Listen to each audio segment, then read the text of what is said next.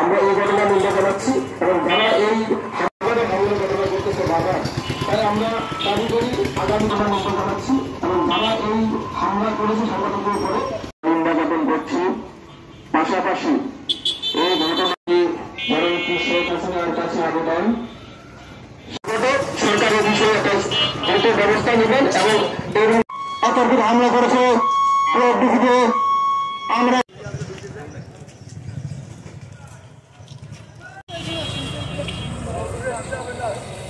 এইদিকে এইদিকে